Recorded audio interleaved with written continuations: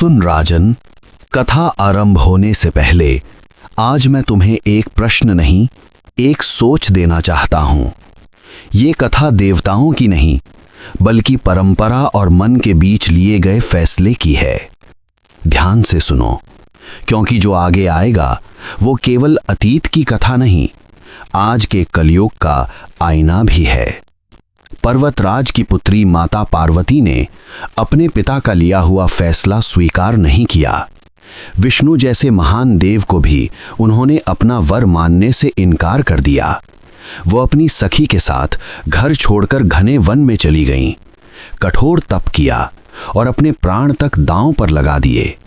अब प्रश्न ध्यान से सुन हे राजन, क्या माता पार्वती गलत थीं क्योंकि उन्होंने पिता की बात नहीं मानी?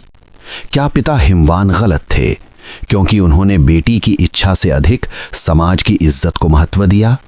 या वो सखी गलत थी जो माता पार्वती को घर से दूर ले गई?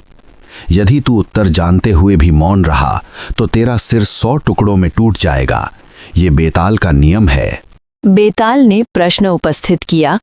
सुन बेताल, इस कथा में कोई एक व्यक्ति गलत नहीं है, पर सच्चाई बिल्कुल साफ दिखाई देती है।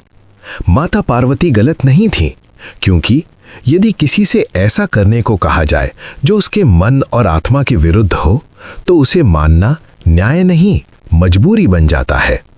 हिमवान भी गलत नहीं थे, क्योंकि एक पिता हमेशा बेटी की सुरक्षा और समाज की सोच को साथ लेकर चलता है।